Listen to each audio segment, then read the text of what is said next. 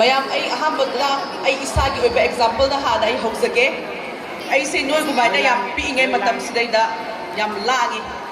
ai na class 6 ka ba matam sidaida ai ngisi babu niksangi ai se maning da phammi ai back bencher ore piingai da maning da phamma ka sidaida ai se ai imanabiga koi se paklang da langaga koi ji wari sanaraga lai ngoma leida koi gi oza mana class 6 ke koi class ki teachers na la ka da koi da hai bam ne noi na huzik aina direct takpada ta judo langa le to karigino na hai har kan sei da koi sing hatang tumina lei re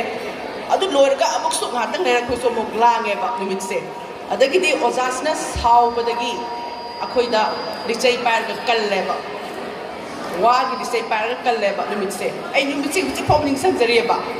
madagi limit tu gi kan ki ba do madai da aina mayam bang da ikai gi ba adagi mayam mamang du dai da oh koi tong bi se lali hai badagi di adugi limit tu gi engonda achauba transformation ama lakhi ba mado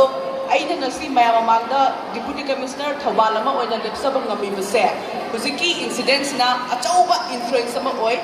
mado aina leibiri ba oza sing ai school gi oza da na ngasi gi leibiri ba oza sing su madugi example do khangbiu maram di adugumba satra da right intervention right ba da punishment macha am pihobado aduna satra gi achauba career da mani kursi da madugumba sembi bani madu mai ba haizani aduga ani subada aina amuka mo haizani sina aina pikingai da layo khaba oza kharana aibu lamjim laptop khiba pingai gi teenager oibagi akhoi gi yamna inkhalakpa matam gi thingau na kap ko ba imai pa na nga ba taning da ba ibu ikwana chena haiba nga ba taning da matam sidaida ozada haiba khatang taning ba matam ma yauraki madugi matam du da akhoi layo khaba oza amana aibu yamna mari chumba pauta khara piraki maduna su ai gi tungi punsida achauba aingonda guidance sama oi maduna mayam da aina amukhana haizani badi oza se candle gumbane candle se masana chakcharaga man sakhraga mayam atopa mayam da mangal piba ngamba achauba akhoi gi contribution ne oza na tawiri bise madu ai haizani oza gi nimiksi ki dom sa malam jaraga aduga makhata na zikse satra satri sinda aina amuk huziki oiba problem sida khara issues se highlight tawninga haizaning ba mana huzik Chima Victoria amadi khoi SPO nya lebiri ban ta moi bom chana su kanna drug ki mai to lan theng ama thengnari mase chima hoina tamo hoina tawbasina arak pa drugs is that thing mani adu akhoina satra ma hoina oza ma hoina tawgadawna drugs se chabi daba demand hen daba simadi akhoi gi dai tane aduna huzik leiri biri ba angang sing sida pi ingai dagi hona drug haibase phatte sugumba se akhoi bu mi ema oiba ngambagi panganduda yetpa mi ema oibagi akhoi panganduda akhoi shokpa pot amani habase pi ingai digi hoina oza singna amadi satra satri sida masi khangbiyo na haizani aduga makhata na ngasi oza sing sina aina amukana appeal tawsaning bana satra satri sing sida da magi talent se amaga manade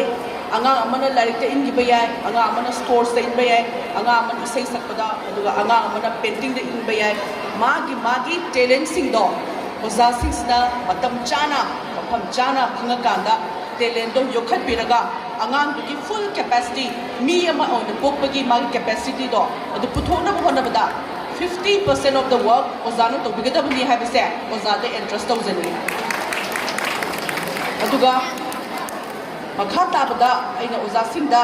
yamda thagar wahai gi loinana atopa amana bu haizabada huzik se satra satri sing se akhoi gi drug kumba akhoi golden triangle kan nakru badagi Myanmar rom side gi achauba influence ama leibasina su akhoi da yamda achauba challenge amani ani subada noma gi hengalakli ba akhoi gi mobile apps mobile technology sida akhoi henjan na angang sing se technology sina sinaraka akhoi bu hena safana bu hona bagi mahota technology sina ai gi tawda ba thaba ai gi thawda sokhalakpa matam waste ka holakpa sugumba se thingba matam da oza amadi mama mapa ani sigi achauba role lei mase oza sing sina angang sing sida behavior change tawa matam da natraga moi gi khara hoina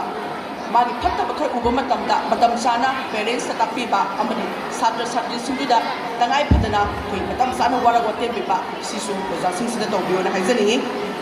ꯑꯗꯨꯒ ꯃꯈꯥ ꯇꯥꯅ ꯍꯧꯖꯤꯛ ꯑꯔꯣꯏꯕꯗ ꯑꯩꯅ ꯈꯖꯤꯛꯇꯪ appeal ꯇꯧꯖꯅꯤꯡꯕ ꯑꯃꯅ ꯍꯧꯖꯤꯛ every ꯁꯦꯇꯔꯗꯦꯁꯦ ꯅꯣ school bags ꯗꯦ ꯍꯥꯏꯗꯅ ꯑꯩꯈꯣꯏ ꯒꯚꯔꯟꯃꯦꯟ ꯑꯣꯐ ꯃꯅꯤꯄꯨꯔꯒꯤ ꯂꯥꯎꯊꯣꯛꯄꯤꯔꯦ ꯌꯥꯝ ꯐꯖꯕ ꯑꯦꯄ꯭ꯔꯣꯆꯅꯤ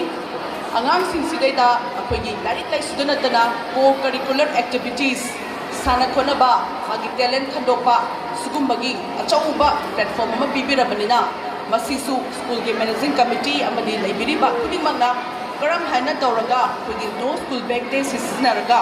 ꯑꯉꯥꯡꯁꯤꯡꯁꯤꯕꯨ ꯍꯦꯟꯅ ꯐꯕ ꯃꯑꯣꯡꯗ ꯁꯦꯝꯕ ꯌꯥꯗꯒꯦ ꯍꯥꯏꯕꯗꯨꯁꯨ ꯈꯪꯗꯣꯛꯄꯤꯌꯨ ꯍꯥꯏꯅ ꯍꯥꯏꯖꯅꯤꯡꯉꯤ ꯑꯗꯨꯒ ꯃꯈꯥ ꯇꯥꯔꯛꯄꯗ ꯑꯩꯅ ꯈꯖꯤꯛꯇꯪ ꯍꯟꯗꯛ ꯑꯩꯈꯣꯏꯒꯤ 2019ꯒꯤ ꯁꯦꯞꯇꯦꯝꯕꯔ ꯍꯣꯜ ꯃꯟꯊꯁꯦ ꯄꯣꯁꯟ ꯃꯥ ꯍꯥꯏꯗꯅ ꯅ꯭ꯌꯨꯇ꯭ꯔꯤꯁꯅꯦꯜ ꯃꯟꯊ ꯑꯃ ꯑꯣꯏꯅ ꯑꯩꯈꯣꯏ ꯄꯥꯡꯊꯣꯛꯈꯤ ꯃꯗꯨꯗ ꯑꯩꯈꯣꯏꯅ ꯑꯉꯥꯡꯁꯤꯡꯁꯤꯗ ꯑꯩꯈꯣꯏꯅ ꯈꯔ ꯍꯦꯟꯅ ꯑꯃꯨꯛ ꯍꯥꯏꯖꯅꯤꯡꯕ ꯑꯃꯅ ꯍꯧꯖꯤꯛꯀꯤ ꯃꯇꯝꯗ ꯖꯪ ꯐꯨꯗ ꯌꯥꯝꯅ ꯆꯥꯕ ꯃꯦꯒꯤ ꯑꯣꯏꯒꯦꯔꯥ ꯅꯨꯗꯜꯁ ꯑꯣꯏꯒꯦꯔꯥ ꯄꯥꯁꯇꯥ ꯑꯣꯏꯒꯦꯔꯥ ꯑꯗꯨꯒ ꯑꯇꯣꯞꯄ ꯃꯣꯃꯣꯁ ꯑꯣꯏꯒꯦꯔꯥ ꯁꯤꯒꯨꯝꯕꯁꯤꯅ ꯆꯥꯔꯒ ꯑꯩꯈꯣꯏꯗ ꯌꯥꯝ ꯍꯦꯟꯅ ꯅ꯭ꯌꯨꯇ꯭ꯔꯤꯁꯤꯌꯁ ꯐꯨꯗ ꯑꯣꯏꯒꯗꯕ ꯑꯩꯈꯣꯏꯒꯤ ꯁ꯭ꯋꯤꯠ ꯄꯣꯇꯦꯇꯣꯒꯨꯝꯕ ꯑꯗꯨꯒ ꯁ꯭ꯀ꯭ꯋꯥꯁꯀꯨꯝꯕ ꯒ꯭ꯔꯤꯟ ꯂꯤꯐꯤ ꯚꯦꯖꯤꯇꯦꯕꯜꯁꯀꯨꯝꯕ ꯁꯤꯒꯨꯝꯕꯁꯤꯅ ꯍꯟꯊꯔꯛꯄ ꯑꯗꯨꯅ ꯀꯟꯖꯨꯝꯁꯟꯁꯦ ꯑꯩꯈꯣꯏꯅ ꯌꯥꯝꯅ ꯐꯥꯁ ꯐꯨꯗ ꯔꯣꯝꯗ ꯁꯤꯖꯤꯟꯅꯔꯒ ꯏꯁꯥꯗ ꯐꯒꯗꯕ ꯕꯣꯗꯤ ꯕꯤꯜꯗꯤꯡ ꯃꯦꯇꯔꯤꯌꯦꯜ ꯁꯤꯖꯤꯟꯅꯗꯔꯛꯄꯁꯤꯅ ꯑꯩꯈꯣꯏꯒꯤ ꯏꯁꯥꯁꯦ ꯇꯨꯡ ꯀꯣꯏꯔꯛꯄ ꯃꯇꯝꯗ ꯑꯅꯥ ꯑꯌꯦꯛ ꯌꯥꯝ ꯊꯣꯔꯛꯀꯅꯤ ꯑꯗꯨꯒ ꯇꯨꯡ ꯀꯣꯏꯕ ꯃꯇꯝꯗ ꯏꯁꯥꯗ ꯑꯩꯈꯣꯏꯒꯤ ꯐꯠꯇꯕ ꯏꯜ ꯏꯐꯦꯛꯁ ꯃꯌꯥꯝ ꯂꯥꯛꯀꯅꯤ ꯑꯗꯨꯅ ꯁꯤꯗ ꯑꯩꯅ ꯑꯦꯛꯖꯥꯝꯄꯜ ꯑꯃꯈꯛ ꯄꯤꯖꯅꯤꯡꯕ ꯑꯃꯅ ꯑꯩꯅ UPSC ꯑꯦꯛꯖꯥꯝ ꯊꯥꯕ ꯃꯇꯝꯗ ꯑꯩ ꯅꯣꯡꯃꯇ ꯅꯥꯈꯤꯗꯦ ꯆꯍꯤ ꯑꯃꯈꯛ ꯄ꯭ꯔꯤꯄꯦꯔꯦꯁꯟ ꯇꯧꯔꯛꯄꯅꯤ ꯅꯣꯡꯃꯇ ꯑꯩ ꯅꯥꯈꯤꯗꯦ ꯃꯗꯨꯅ ꯅꯥꯈꯤꯗ꯭ꯔꯤꯕꯒꯤ ꯃꯔꯝꯗꯣ ꯑꯩ ꯆꯥꯕ ꯊꯛꯄ ꯌꯥꯝ ꯆꯦꯛꯁꯤꯟꯖꯈꯤ ꯅꯝꯕꯔ 2 ꯅꯣꯡꯃꯗ ꯑꯦꯠꯂꯤꯁ 30 minutes ꯑꯩ ꯋꯥꯛꯀꯤꯡ ꯆꯠꯂꯒ ꯑꯩ ꯏꯁꯥꯁꯦ ꯁꯦꯝꯕ ꯍꯣꯠꯅꯖꯈꯤ ꯃꯇꯝꯗꯨꯗ ꯁꯤꯃꯤꯂꯔ ꯑꯩꯒ ꯆꯞ ꯃꯥꯟꯅꯕ ꯏꯃꯥꯟꯅꯕꯤ ꯑꯩꯉꯣꯟꯗꯒꯤꯁꯨ ꯍꯦꯟꯅ ꯃꯁꯥ ꯂꯥꯏꯔꯤꯛ ꯐꯔꯛꯄ ꯏꯃꯥꯟꯅꯕꯤ ꯑꯃ ꯃꯥꯁꯤꯅ ꯆꯥꯛ ꯊꯣꯡꯕ ꯍꯩꯇꯦ ꯑꯩꯗꯤ ꯆꯤꯞꯁꯀꯨꯝꯕ ꯖꯪ ꯐꯨꯗ ꯆꯥꯔꯒ ꯍꯩꯅꯩ ꯍꯥꯏꯕꯗꯒꯤ ꯃꯥꯅ ꯆꯥꯔꯀꯥꯟꯗ ꯑꯦꯛꯖꯥꯝ ꯊꯥꯔꯝꯗꯅ ꯃꯥ ꯀꯟꯅ ꯅꯥꯕꯗꯒꯤ ꯑꯦꯛꯖꯥꯝꯗꯣ ꯃꯥ ꯊꯥꯕ ꯉꯝꯈꯤꯗꯦ ꯃꯥꯅ 100% ꯑꯦꯐꯔꯠ ꯊꯥꯗꯔꯒ ꯑꯦꯛꯖꯥꯝ ꯊꯥꯕꯗꯣ ꯉꯝꯍꯧꯗꯕꯗꯒꯤ ꯃꯊꯪ ꯆꯍꯤꯗ ꯊꯥꯕ ꯃꯇꯝꯗꯗꯤ ꯃꯥ ꯑꯦꯛꯖꯥꯝꯗꯣ ꯃꯗꯨꯒꯤ ꯃꯇꯝꯗꯨꯒꯤ ꯃꯥꯒꯤ ꯐꯨꯜ ꯑꯦꯐꯔꯠꯇꯣ ꯄꯤꯕ ꯉꯝꯗꯕꯗꯒꯤ ꯃꯥ ꯑꯦꯛꯖꯥꯝ ꯃꯊꯪ ꯆꯍꯤꯗꯁꯨ ꯃꯥ ꯊꯥꯔꯀꯥꯟꯗ ꯑꯦꯛꯖꯥꯝ ꯀ꯭ꯂꯤꯌꯔ ꯇꯧꯕ ꯉꯝꯈꯤꯗꯦ ꯑꯗꯨꯅ ꯑꯩꯅ ꯍꯥꯏꯖꯅꯤꯡꯕꯗꯤ ꯍꯧꯖꯤꯛ ꯂꯩꯔꯤꯕ ꯏꯟꯈꯠꯂꯛꯂꯤꯕ ꯑꯉꯥꯡꯁꯤꯡꯁꯤꯅ ꯆꯥꯕ ꯊꯛꯄꯗꯁꯨ ꯀꯟꯇ꯭ꯔꯣꯜꯁꯦ ꯐꯖꯅ ꯇꯧꯕꯤꯔꯒ ꯑꯣꯖꯥꯁꯤꯡꯁꯤꯅ ꯏꯁꯥꯅ ꯔꯣꯜ ꯃꯣꯗꯦꯜ ꯑꯣꯏꯔꯒ ꯏꯁꯥꯅ ꯑꯦꯛꯖꯥꯝꯄꯜ ꯎꯠꯂꯒ ꯆꯥꯕꯁꯦ ꯑꯐꯕ ꯆꯤꯟꯖꯥꯛ ꯀꯔꯤꯅꯣ ꯀꯔꯝꯕ ꯆꯥꯒꯅꯤ ꯍꯥꯏꯕꯗꯣ ꯇꯧꯕꯤꯔꯀꯥꯟꯗ ꯑꯉꯥꯡꯁꯤꯡꯁꯤꯒꯤ ꯕꯣꯠ ꯐꯤꯖꯤꯀꯦꯜꯂꯤ ꯃꯦꯟꯇꯦꯜꯂꯤ ꯃꯣꯏ ꯑꯅꯤꯃꯛꯁꯦ ꯍꯦꯜꯗꯤ ꯑꯣꯏꯔꯀꯥꯟꯗ ꯃꯣꯏꯁꯤꯕꯨ ꯂꯥꯏꯔꯤꯛ ꯂꯥꯏꯁꯨ ꯇꯝꯕ ꯃꯇꯝꯗ ꯑꯣꯔ ꯑꯦꯅꯤ ꯒꯥꯏꯗꯦꯟꯁ ꯄꯤꯕ ꯃꯇꯝꯗ ꯃꯣꯏꯁꯦ 100% ꯑꯦꯕꯖꯣꯔꯕ ꯇꯧꯕ ꯉꯝꯒꯅꯤ ꯑꯗꯨꯒ ꯃꯈꯥ ꯇꯥꯅ ꯑꯦꯖ ꯑꯩꯈꯣꯏꯒꯤ ꯔꯦꯁꯄꯣꯟꯁꯤꯕꯜ ꯑꯣꯏꯕ ꯁꯤꯇꯤꯖꯟ ꯑꯃ ꯑꯣꯏꯕ ꯃꯇꯝꯗꯁꯨ ꯑꯦꯅꯤ ꯁꯣꯔꯠ ꯑꯣꯐ ꯃꯥꯒꯤ ꯔꯦꯚꯤꯅ꯭ꯌꯨꯁꯇ ꯇꯧꯕ ꯃꯇꯝꯗ ꯑꯩꯈꯣꯏ ꯐꯖꯅ ꯉꯝꯒꯅꯤ ꯑꯗꯨꯃꯁꯨ ꯍꯥꯏꯖꯅꯤꯡꯉꯤ ꯑꯗꯨꯒ ꯃꯈꯥ ꯇꯥꯅ ꯑꯩ ꯑꯣꯖꯥꯁꯤꯡꯁꯤꯗ ꯑꯃꯨꯛꯀ ꯍꯟꯅ ꯋꯥꯔꯜ ꯇꯤꯆꯔꯁ ꯗꯦ ꯅꯨꯃꯤꯠꯁꯤꯗ ꯑꯩ ꯑꯃꯨꯛ ꯍꯟꯅ ꯀꯪꯒ꯭ꯔꯦꯆꯨꯂꯦꯠ ꯇꯧꯅꯤꯡꯉꯤ ꯕꯦꯁ ꯋꯤꯁꯦꯁ ꯄꯤꯖꯅꯤꯡꯉꯤ ꯑꯗꯨꯒ KM ꯕ꯭ꯂꯨꯃꯤꯡ ꯁ꯭ꯀꯨꯜꯒꯤꯁꯨ ꯑꯆꯧꯕ ꯑꯦꯆꯤꯞꯃꯦꯟ ꯃꯌꯥꯝ ꯑꯃ ꯂꯩꯕꯁꯦ ꯃꯊꯪ ꯆꯍꯤꯗꯁꯨ ꯍꯦꯟꯅ ꯑꯦꯆꯤꯞꯃꯦꯟ ꯂꯩꯔꯒ ꯑꯩꯈꯣꯏꯒꯤ ꯃꯈꯥ ꯇꯥꯕ ꯁꯦꯂꯦꯕ꯭ꯔꯦꯁꯟ ꯃꯌꯥꯝꯗꯁꯨ ꯑꯩ ꯌꯥꯎꯅꯕ ꯍꯣꯠꯅꯖꯒꯦ ꯑꯗꯨꯒ ꯑꯩꯈꯣꯏꯒꯤ ꯂꯩꯕꯤꯔꯤꯕ ꯃꯦꯅꯦꯖꯤꯡ ꯗꯤꯔꯦꯛꯇꯔ ꯑꯃꯗꯤ ꯁ꯭ꯀꯨꯜꯁꯤꯒꯤ ꯑꯩꯈꯣꯏꯒꯤ ꯇꯤꯆꯤꯡ ꯑꯦꯟ ꯅꯣꯟ ꯇꯤꯆꯤꯡ ꯁ꯭ꯇꯥꯐꯅ ꯀꯟꯅ ꯍꯣꯠꯅꯃꯤꯟꯅꯗꯨꯅ ꯑꯩꯈꯣꯏ KM ꯕ꯭ꯂꯨꯃꯤꯡꯗꯒꯤ ꯑꯐꯕ ꯃꯍꯩꯔꯣꯏ ꯑꯐꯕ ꯃꯤ ꯃꯌꯥꯝ ꯄꯨꯊꯣꯛꯃꯤꯟꯅꯁꯤ ꯍꯥꯏꯔꯀꯥꯟꯗ ꯑꯩꯒꯤ ꯆꯤꯐ ꯒꯦꯁꯀꯤ ꯁ꯭ꯄꯤꯆꯁꯦ ꯂꯣꯏꯁꯤꯟꯖꯔꯒꯦ thank you Thank you, Madam. Chief Guest of the Day.